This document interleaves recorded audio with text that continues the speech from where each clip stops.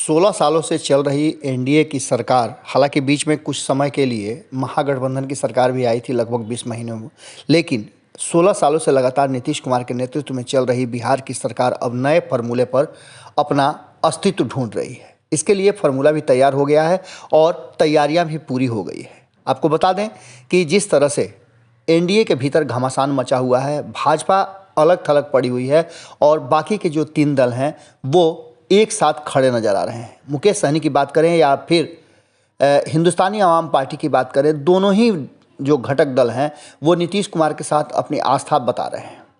यहाँ तक कि मुकेश सहनी ने तो स्पष्ट तरीके से कह दिया है कि वो मुख्यमंत्री के साथ हैं। भाजपा को यदि परेशानी है तो गठबंधन से बाहर चली जाए।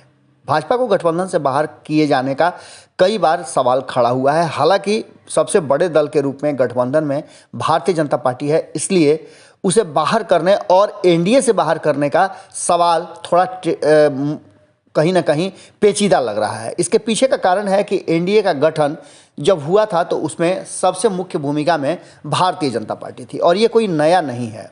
तब भारतीय जनता पार्टी के इस एनडीए गठबंधन में बहुत सारे दल हुआ करते थे, लेकिन धीरे धीरे सभी अलग हो गए।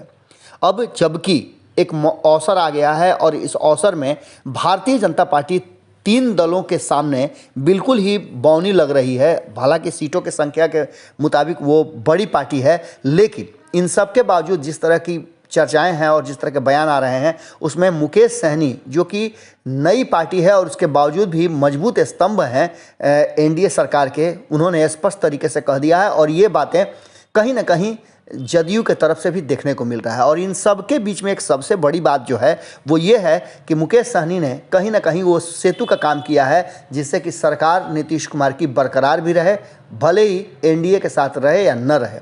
इन सारी बातों को लेकर के जहां भारतीय जनता पार्टी को स्पष्ट कर दिया गया है कि अगर वो इसी तरीके से व्यवहार करती रहेगी तो उसे सरकार में रहने का हक नहीं है। अगर उसे कोई दिक्कत हो रही है हम लोगों से तो वो खुद एनडीए से बाहर हो जाए, सरकार से बाहर हो जाए।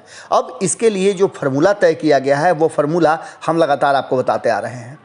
एक तरफ जहां कांग्रेस इस बात के लिए तैयार है और जैसे ही जीतन राम मांझी ने ये बातें कही है और कहा है कि लालू प्रसाद के प्रति, उनके आइडियोलॉजी के प्रति वो शुरू से ही राजनीति को करते आ रहे हैं और उसे मानते भी हैं।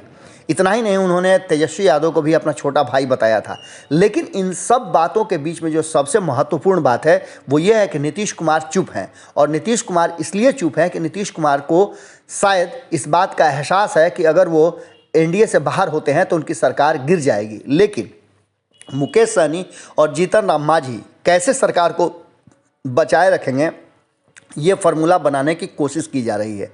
और इसके पीछे का जो तर्क दिया जा रहा है, जो भीतर खाने से खबर आ रही है, वो ये है कि दोनों ही इस बात का भरोसा लालू प्रसाद को दिलाने के लिए तैयार हैं कि नीतीश कुमार को 2024 के लोकसभा चुनाव से पहले तक मुख्यमंत्री की कुर्सी पर बाहर से समर्थन करके बनाए रखा जाए। और जैसे ही चुनाव का समय नज़दीक आता है, नीतीश कुमार देशव्यापी आंदोलन और भाजपा विरोधी ताकत का हिस्सा बन करके वो लोकसभा चुनाव में प्रधानमंत्री उम्मीदवारी के रूप में विपक्ष का चेहरा बनेंगे और सत्ता जो है बिहार की वो तेजस्वी यादव के हाथों में सौंप दी जाएगी।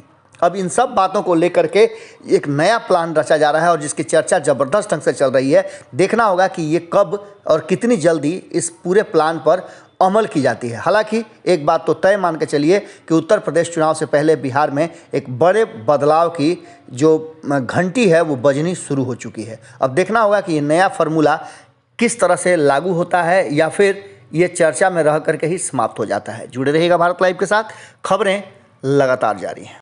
अगर ये वीडियो पसंद आई और वह बिहार के राजनीति और बिहारियत से सरोकार रखेनी तो सब्सक्राइब बटन दबा के चैनल के सब्सक्राइब कर ली। ओजे एगो घंटी बा, ओकरा बटन दबा देला से कुल सटीक और मारक खबर रुआ मुफ्त में मिल जाई। अगर रुआ पत्रकारिता के हमनी के नया प्रयोग में सहयोग कर चाहतानी तो ज्वाइन बटन दबा दी।